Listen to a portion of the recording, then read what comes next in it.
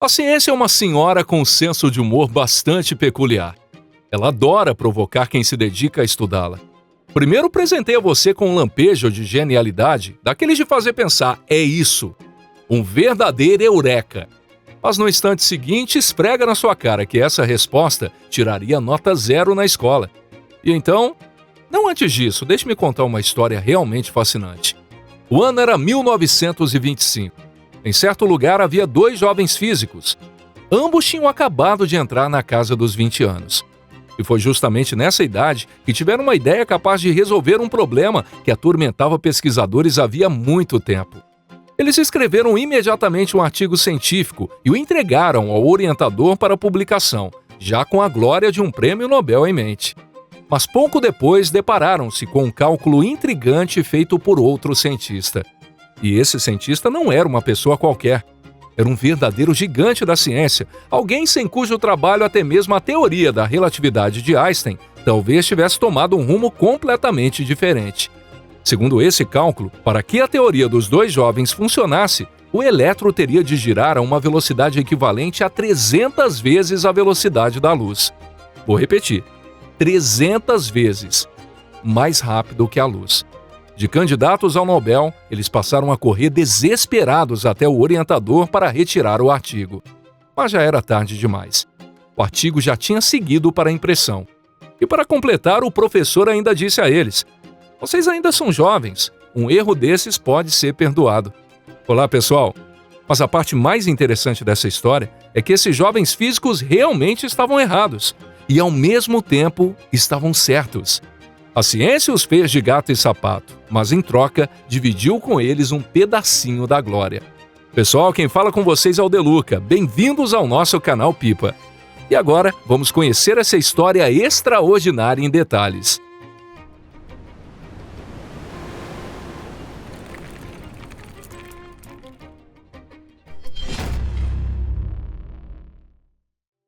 Dois em Leiden e um em Tübingen. Holanda. A cidade de Leiden. Na universidade local, 2 estudantes de pós-graduação, Samuel Goldsmith e George Uhlenbeck, desenvolviam suas pesquisas.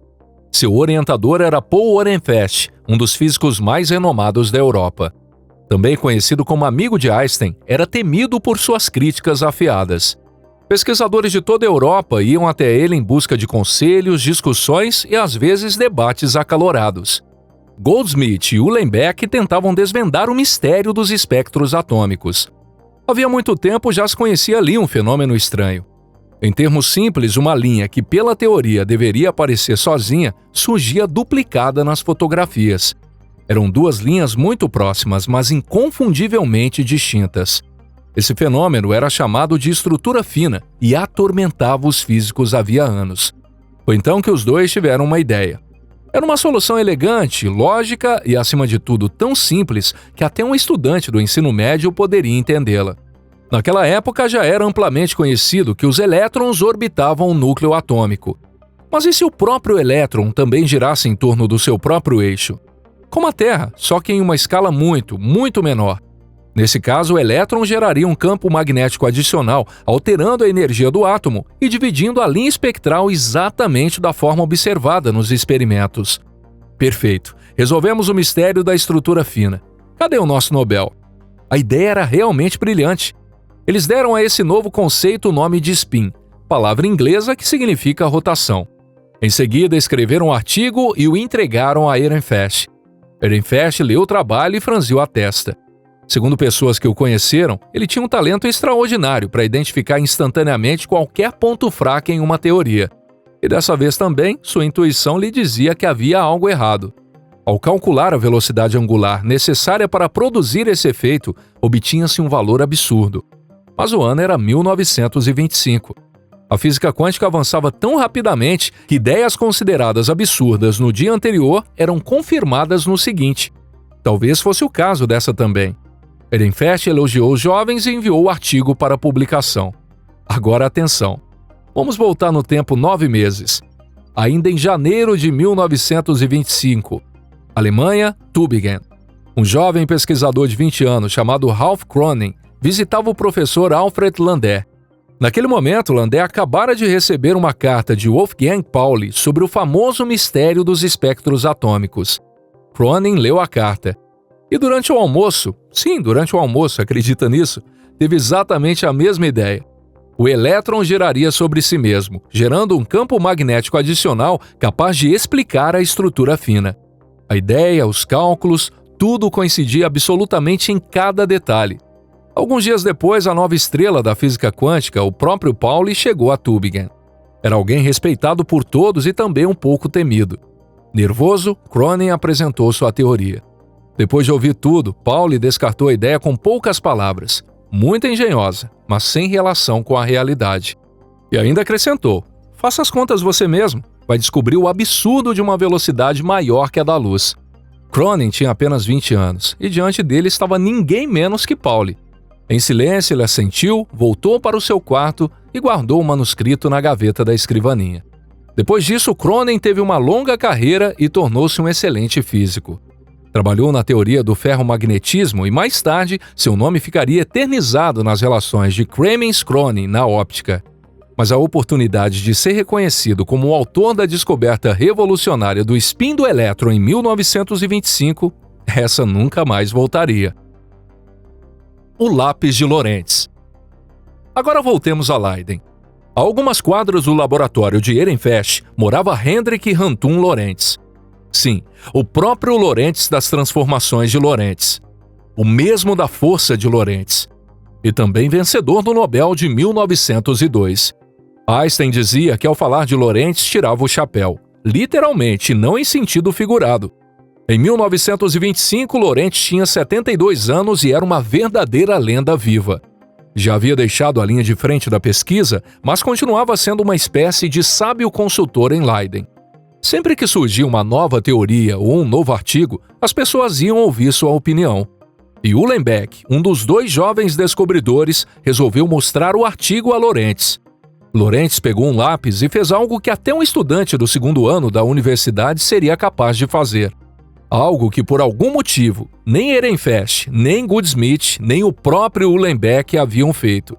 Embora, como mencionei antes, Ehrenfest já suspeitasse de algo parecido. A diferença é que Lorentz fez os cálculos de verdade. Se o elétron fosse uma pequena esfera carregada e possuísse o momento angular necessário para explicar a estrutura fina, com que velocidade da superfície precisaria se mover? Usando o chamado raio clássico do elétron, já conhecido na eletrodinâmica clássica da época, e substituindo esse valor na equação do momento angular, obtinha-se um resultado: 300 vezes a velocidade da luz. Em outra estimativa, 100 vezes. O valor exato dependia da distribuição de massa dentro dessa esfera imaginária. Mas em qualquer caso, a ordem da grandeza era a mesma. A superfície do elétron teria de girar centenas de vezes mais rápido que a luz. Lorentz entregou os cálculos a Uhlenbeck. Uhlenbeck empalideceu e saiu correndo até Ehrenfest. Precisamos retirar o artigo. Isso é um completo absurdo. Já é tarde. Eu já enviei. Mas vocês ainda são jovens. Um erro desses pode ser perdoado, respondeu Ehrenfest. Mais tarde, Uhlenbeck lembraria que, naquele momento, desejou sinceramente que o chão da Universidade de Leiden engolisse de uma só vez a ele, o artigo, seu nome e sua reputação. Mas o chão não se abriu. O artigo foi publicado mesmo assim.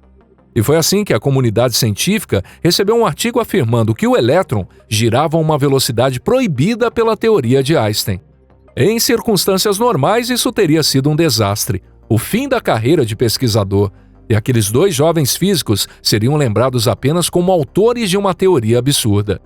Mas eles realmente entraram para a história, não como autores de uma curiosidade ridícula, e sim como responsáveis por uma das descobertas mais fundamentais da física quântica. O spin existe, a rotação não.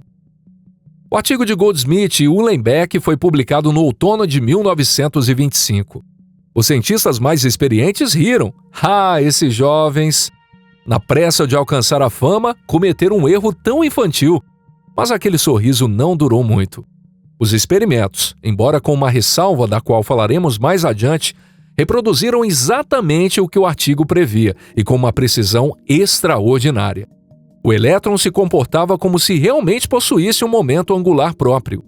justamente aquele momento angular que Goldsmith e Uhlenbeck chamaram de spin. Havia um campo magnético ao redor do elétron. As linhas espectrais realmente se dividiam, e todos os fenômenos previstos pelo modelo eram observados na prática. Então o modelo estava correto? Não, porque apesar de tudo isso, o elétron não estava girando.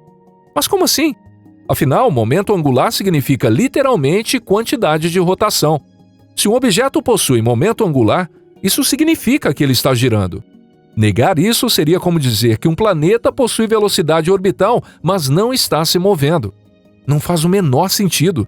E, no entanto, é justamente esse tipo de absurdo que a mecânica quântica transforma em realidade. O elétron realmente possui momento angular, mas ele não gira no sentido comum que imaginamos. Os físicos levaram 3 anos para entender como conciliar esses dois fatos contraditórios. Bem, entender talvez não seja a palavra certa.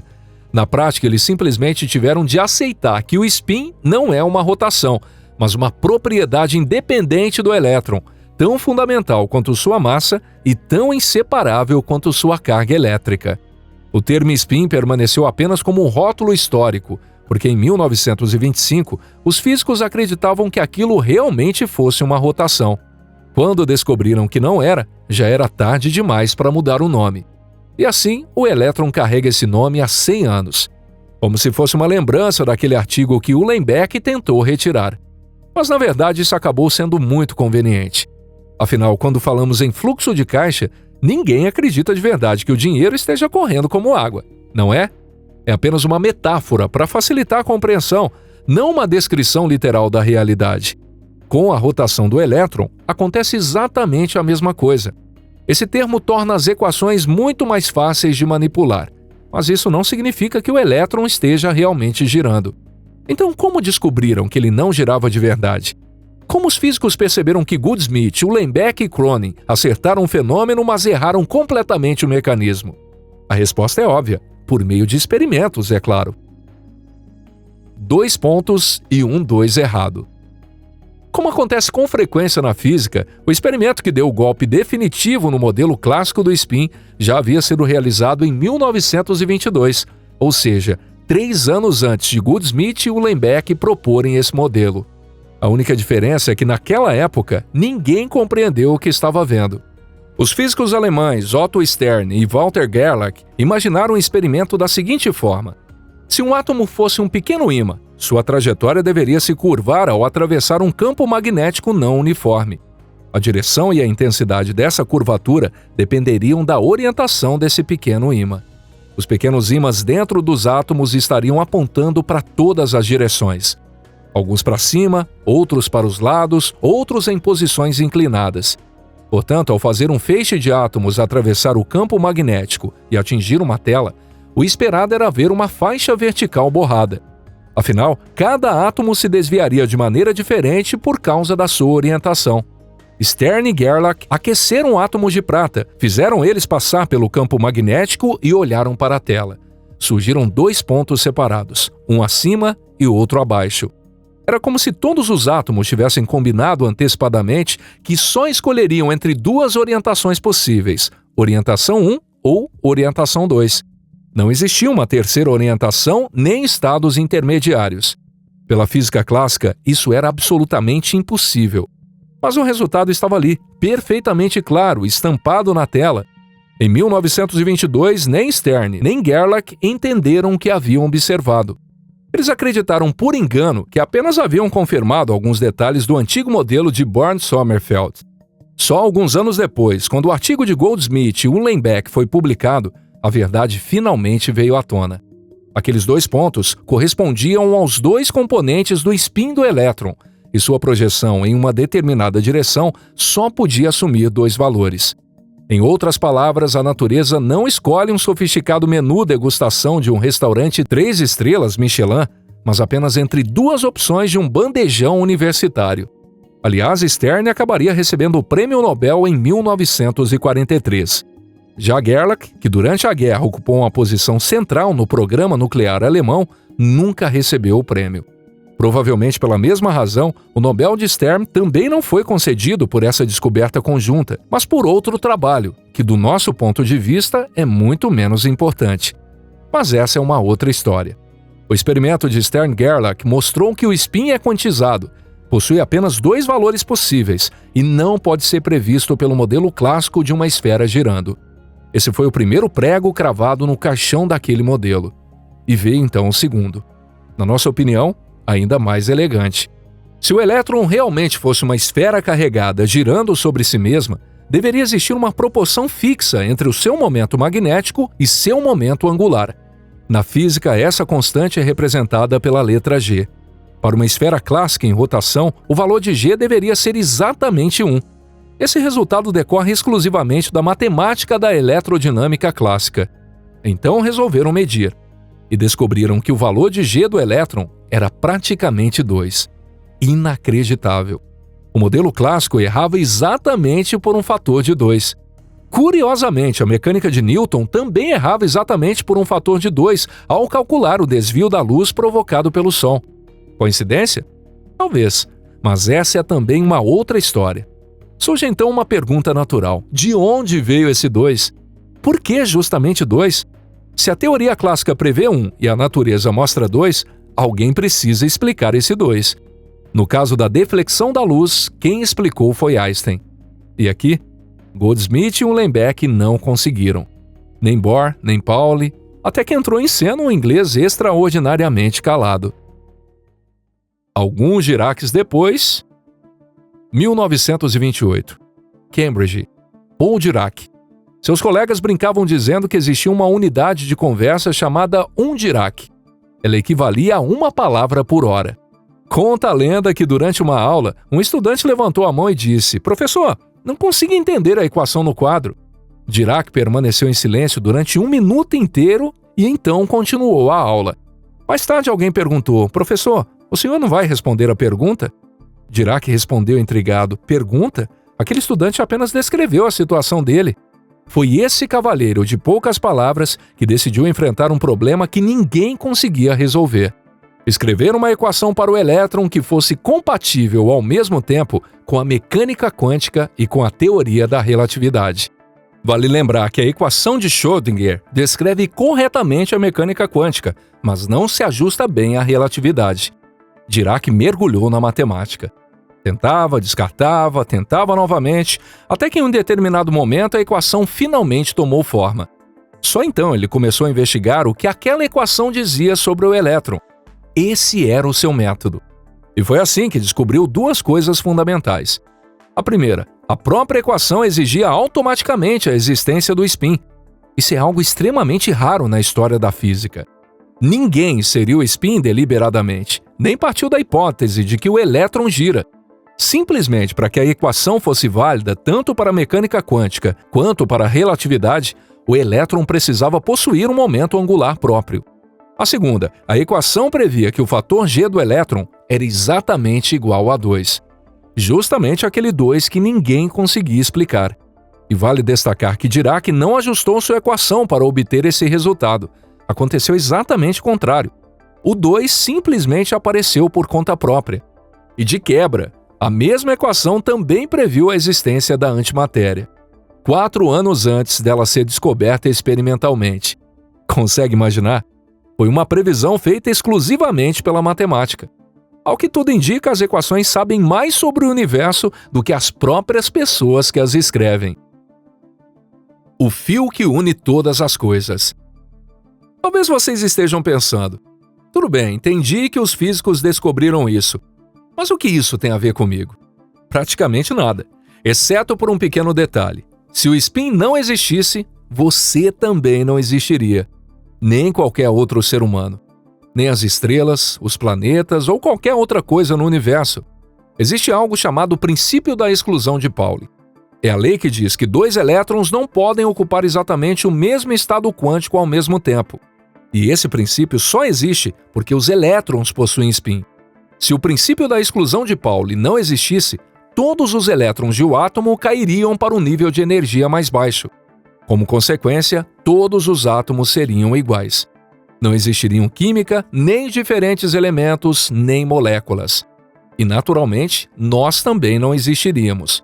É graças ao princípio de Pauli que existe a tabela periódica e que estrelas como as anãs brancas não colapsam instantaneamente sob o próprio peso, pois os elétrons empurram uns aos outros e sustentam a estrela. Como subproduto disso, também existem os aparelhos de ressonância magnética nos hospitais, discos rígidos e computadores quânticos.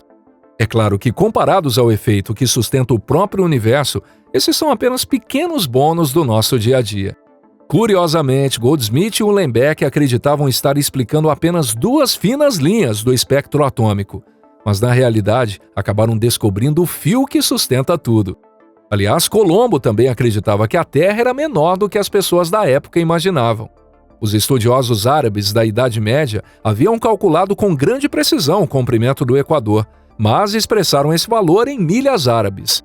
Colombo, porém, converteu esse número para as milhas italianas, que eram mais curtas.